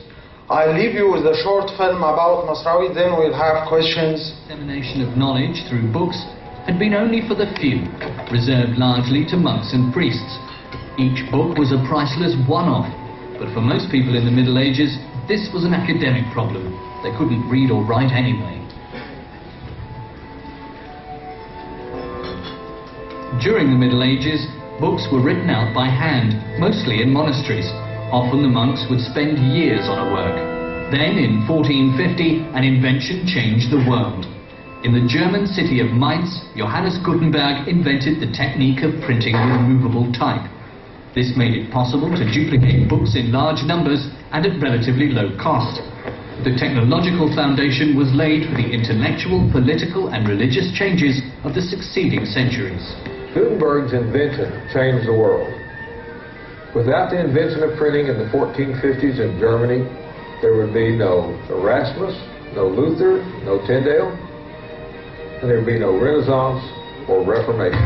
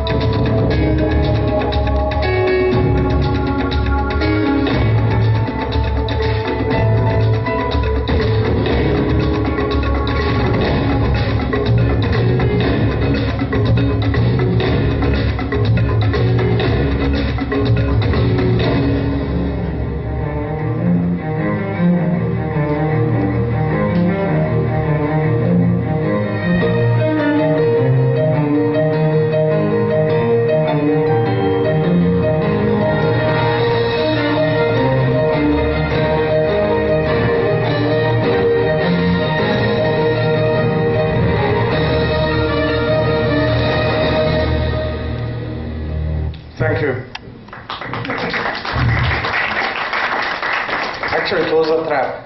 Right? It was a trap. I just saw that you said you have interviews with a lot of famous people. But I know you Hillary Clinton and others. Yes. She chose to contact the Egyptian youth through Masraoui. Although she can contact them through TV or radio, she chose Masraoui. We had also 2 jurors in 2012 who stood at the Tahrir Square. Tahrir, yeah. And they were on the platform and you didn't interview them. So you're going to have a rough time, I guess. Yeah. Anyone of the jury? Question? As usual, okay. Sorry. No, just some question. I'm browsing your website. Okay. So I see you have a different home page for the English version and the Arabic one. Yeah. So you customize the two according with the interest of the readers? Yes. Okay, good. Actually, most of the readers choosing English are using tablets. That's why we're navigating left and right. Good. Thank you. Any other questions? Your side, and I wanted to give you an opportunity to speak to your popularity. You asked about traffic, right? Okay, in Masraoui, as Mr. Asim mentioned, we are touching 60% of the Egyptian users per day, internet users. So I was discussing in the workshop this morning that we need to target different audience who share similar interests. For example, that's why we're not just Masraoui perceived as a news portal. We also want to provide all the service. We don't want the user of Masraoui to go outside if you want to search for any other information, like apply for a job, or a woman searching for some woman tips, or someone looking for cars and car news in the market. So we want to have a unified portal with all type of news and interest to target all different segments of users. Thank you. The other thing I just wanted you to get to speak to, you said you have 60% of the connected Egyptian internet users. What is the internet penetration in Egypt? Well, now it's about 24 million. It's about 32, sorry, but the 10 is the regular internet users. And 32 is the accessibility to the internet, but the 10 is the regular internet users. And how does your traffic compare with traditional media, the daily newspapers, the television stations? Actually, Actually, I'm coming from a newspaper background. Masraoui has around 6 million per month, visiting the website. Although the biggest newspaper in Egypt are printing around 250 copies per day. So the internet evolution is huge in Egypt. Also, we have around 500,000 subscribers for our push services or mobile services. But now we have the majority of the Egyptians. That's why Hillary Clinton selected Masraoui to contact the Egyptian youth. Okay, one more question. But I can answer in Arabic, yeah? This is Ala from Egypt. I'm here as a winner, so I'm very lucky to have a chance to ask you. Asim, you know the situation, how is it complicated in Egypt today? Yeah. And the difference between Masraoui as a unique portal, that it's not different. It's different from other newspapers. We have tens of online newspapers in Egypt, online newspapers, and each of these newspapers has a specific direction, whether it's right or left. So, how can you convince the people in Egypt that Masraoui has a neutral direction, or it hasn't a very specific directions or relate to one party against the other? Yeah. So I think that's a very important. Yes, sure. Portals in Egypt since 10 years before the first revolution and the second. Okay, but now it's easy as you are recognized as credible and you're trying to keep this. But I don't think we have a problem with this. We're increasing the number of unique browsers and visitors day after day. We don't have a problem with it. I mean, this also was proved through different situations and events. Like, as everyone knows, Egypt has been through almost 2 revolutions in less than 3 years. So, from what concluded from Masraoui, how he presented this news, It was all neutral and it was a reliable source of news, not taking any side, presenting what's happening as if it's happening. That's why during revolution people knew what to select, to know the new and what to avoid. Thank you. Actually, after the second revolution, we had been recognized from the BBC. They said we was the most credible one during the second revolution. Also, the good news, I have been contacted yesterday from the Euronews asking for partnership with Masraoui. We're trying to be a medium, not a media, and now we're producing radio programs and TV programs soon, and we're going to print again. Print didn't die yet. Okay? Thank you. Interesting. Thank you very much. Thank you. This was the session on e-media and journalism. I'm personally very interested to hear if some people that know a little bit about WSA, how they feel about the new category. Any opinion? I've been a journalist for 35 years and in big newspapers in Finland. Last time in '91 when my newspaper went bankrupt. So there's a terrible trend that we are losing jobs in this branch. I thought it's somehow strange that you are combining completely commercial things with true journalism in this category. I mean, Coca-Cola and McDonald's are paying for articles in some products, and others are really serious journalistic enterprises. What do you say? I personally see that there's a lot of e-content curated information, which is basically marketing information from Coca-Cola, and that's coming on faster and faster. And you have, in the meantime, you have a big institute in the States that's just doing nothing else than promoting the e-content marketing as such. So it's, I think there's a difference in opinion amongst journalists how it is going on, you know, what their future is. And I think they are moving to more to e-media and to a widespread field of media. I think it's a great idea that you have this category, because I think, maybe my opinion is a little different from yours, that traditional media and journalism have been in flux for a while, and even more now with social media. And you know, what is microblogging? You know, what is journalism? There are a lot of gray areas now. But I think even more importantly, companies and businesses have to respond to this. And they're obviously, you know, many of them are have not really found their way through this. And so it's good to see that, you know, there are services in the market that are now you know, coming up to help them through this. And I think then advertising is another big part of this too. So on the whole, I think it's a great idea. Is that how do we feel about this new category? So this was the question, and here's my response. The response is the following. We have been, since 2005, we had always argued against having e-journalism and e-media category. We have always argued. And the reason why we have arguing against having it, the reason why is because when you talk about e-media, how can you prove that you are awarding a non-biased, neutral source of information? It will be abused easily, just like that. By being awarded by an international activity, which is a World Summit Award, we are mostly saying that you are the best. So are we saying you are the best website in terms of design, or you're the best credible source of information? And we never wanted to go there. And we said, who are we to say that in India this is the best news source, and in Egypt this is the best news source? So we always voted against having this category.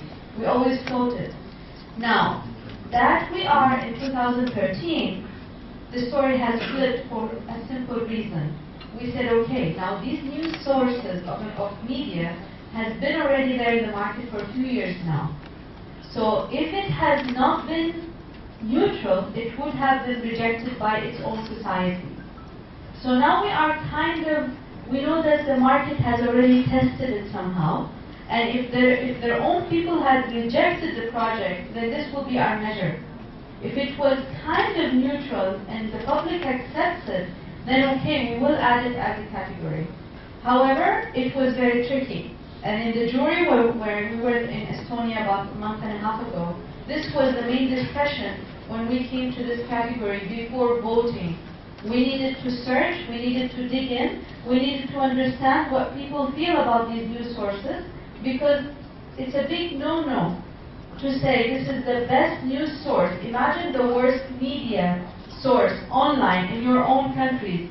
Think about one, each one of you. Think about one now. And a media that you hate, a media channel that you hate in your own country because you think it's biased. Think about one. And then imagine you hear that it has been awarded as the best one. How would you feel? It's very tricky. And this is why this category took a lot of time while we were judging it.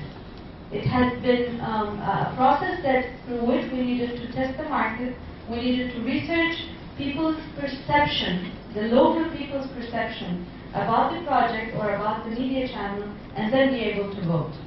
So this is the reason why only 10 years after the World Summit Award has been established in 2013, only this year it has made it as a category. You're the last one. Thank you for having me as the last one. I think there is one issue with that category, and for me this is unsolved.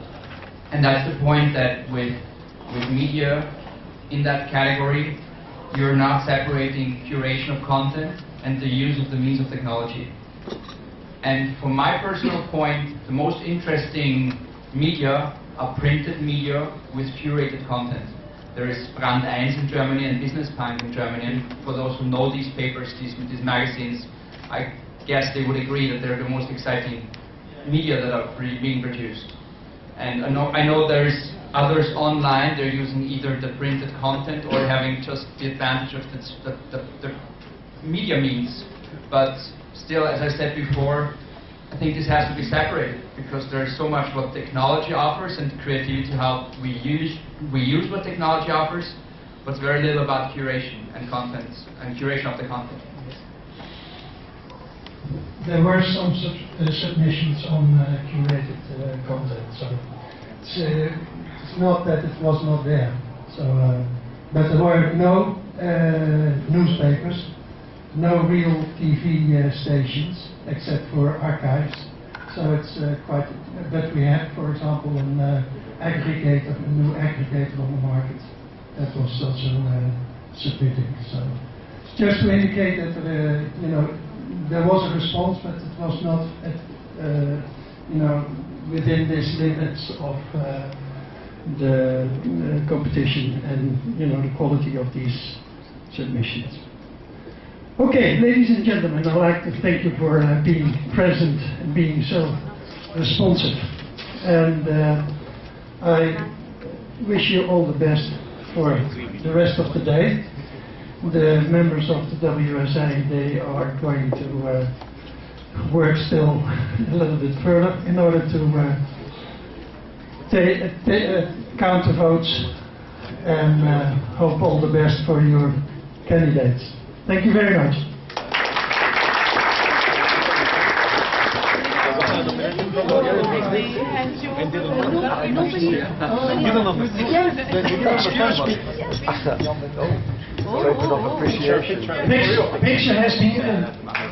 Picture has been given. Thank you very much. Token of appreciation, and I'll put it up above my bed. I've got 25 of these already. Be careful, it falls down, it's very heavy.